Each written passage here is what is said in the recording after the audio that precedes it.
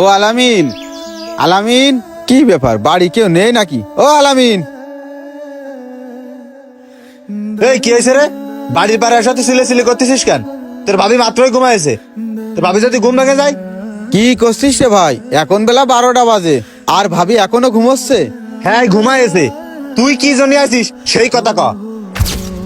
ভাই রে, মা না মেলা অসুস্থ, মা রে ডাক্তার দেখানো লাগবে। আমার কাছেও কোনো টাকা পয়সা নেই, তার জন্যই তোর কাছে আসলাম। তুই যদি কিছু টাকা দিতিস, মা রে ডাক্তার দেখাতে পারতাম। আমার কাছে যেই 15 দিন ছিল সেই সময় তো মা অসুস্থ হয়নি। তোর কাছে যার পরপরই মা অসুস্থ হয়ে গেছে।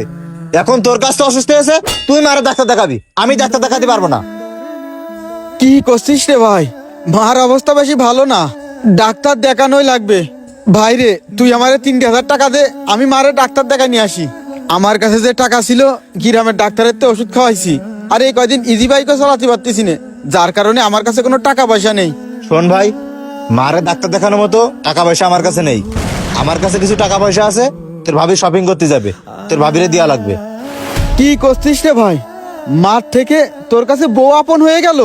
আমাদের মা অসুস্থ, মারে ডাক্তার দেখাতে হবে। ভাবি শপিং তো তুই পরেও করা দিতে পারবি, ভাবি শপিং করানোতেও কিন্তু আমাদের মারে ডাক্তার দেখানো জরুরি। ভাই তুই একটাবার বোঝার চেষ্টা কর। আরে তুই বুঝার চেষ্টা কর। মা 15 দিন আমার কাছে ছিল, সেই সময় যদি অসুস্থ হইতো সেই সময় আমি ডাক্তার দেখাতাম। এখন মা তোর কাছে, তোর কাছে তো অসুস্থ হয়েছে, তুই পারলি ডাক্তার দেখাগে। ভাই রে, এরকম কথা কইস নে, মারে ডাক্তারের কাছে নিয়ে যাওয়াই লাগবে, মার অবস্থা ভালো না। ভাই তুই আমারে কিছু টাকা দে ভাই, আমি আমার গাড়ি চালানোর পরে তোর টাকাটা তোর ফিরে দেবো। ভাই দে না রে ভাই। শোন ভাই, তোর সব ইমোশনাল ডায়লগ আমার কাছে চলে না। মা তোর কাছে তো অসুস্থ হয়েছে, মা মূল্য কি বাঁচলো ওইটা আর আমি দেখবো না, ওইটা তুই দেখকে। তুই যা এখন আমার বাড়ি বেড়াতে সর। কি হলো, দাঁড়ায় রয়েছিস কেন? নাকি ঘাট ধাক্কাতে বের করে দেবো? যা সর। হাই রে ভাই, মাছ চিকিৎসার জন্য টাকা নেই, অথচ বোর শপিং এর জন্য টাকা আছে। ও রানা, রানা কি বাড়ি আসিস? ও রানা। হ্যাঁ বাড়িতে আসি। আরে কিডা মইনুল, এই ভর দুপুর বেলায় তুই আমার বাড়ি? ভাই রে, আমি একটা বিপদে পড়েই তোর কাছে আইছি। বিপদে পড়ে আমার কাছে আইছিস? কি বিপদ, কি হয়েছে রে? আজ 1 সপ্তাহ ধরে ঝড় বৃষ্টির কারণে ইজি বাইকটা চার্জ দিতে পারতেছি না, এদিকে গাড়িও চালাতে পারতেছি না, আমার হাতটাও একদম খালি, ওইদিকে মাও অসুস্থ। মা রে যে ডাক্তারের কাছে নিয়ে যাব, আমার কাছেও টাকা নেই রে ভাই। তাই তোর কাছে আসলাম, তুই যদি আমারে কিছু টাকা দিতিস, মা রে আমি একটু হাসপাতালে নিয়ে যেতাম, ডাক্তার দেখাতে পারতাম। আরে কি বলিস ভাই, খালাও মু অসুস্থ, তুই আমার আগে বলবি না? ভাই রে, আগে কি করে কব ক, মেলা জায়গায় দৌড়াদৌড়ি করতেছি, কারোর কাছে টাকা পাচ্ছি না। আমার ভাইয়ের কাছেও গেছি, ভাইয়ের কাছেও নাকি টাকা নেই। তাই আমি তোর কাছেই আইছি, তুই আমার শেষ ভরসা ভাই। আমারে 3,000 টাকা দে, আমার মা চিকিৎসা করানো হয়ে গেলি, আমি গাড়ি চালানোর পরে টাকা পয়সা আমার হাতে আসলি, তোর টাকাটা আমি তোরে দিয়ে যাবানে ভাই। ইস রে ভাই, তুই যদি সকালেও আসতিস তাও আমি তোরে টাকা দিতে পারতাম। সকাল বেলায় আমার কাছে 5,000 টাকা ছিল, তা আমি হাসান ভাইরে দিছি।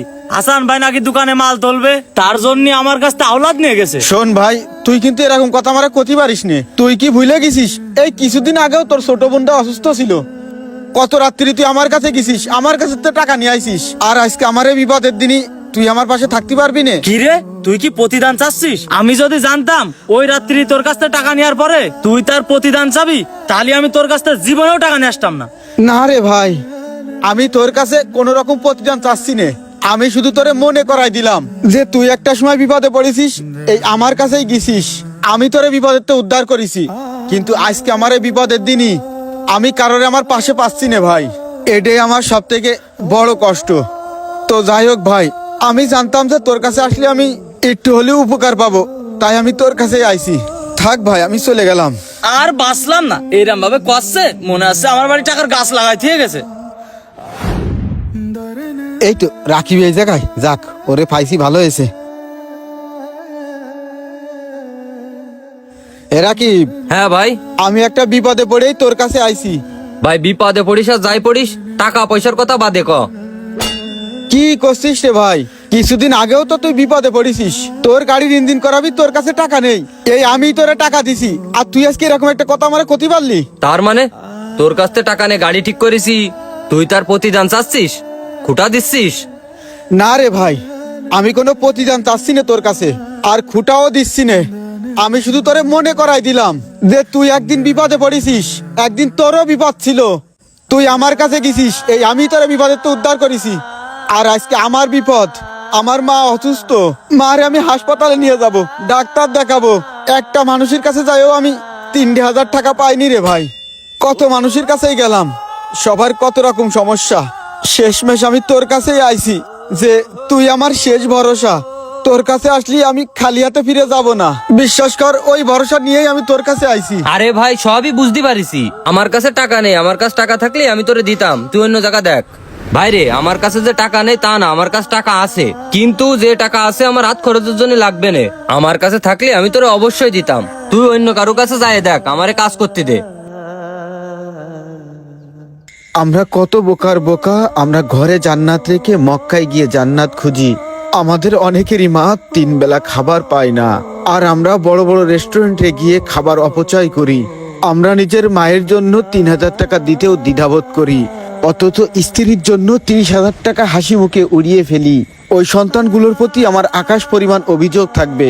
মায়ের চিকিৎসার জন্য টাকা খরচ করতে অনীহা করে। আর যে সমস্ত বউরা নিজের শাশুড়িকে মায়ের মর্যাদা দিতে পারো না, তারাও মনে রেখো তোমরাও একদিন শাশুড়ি হবা।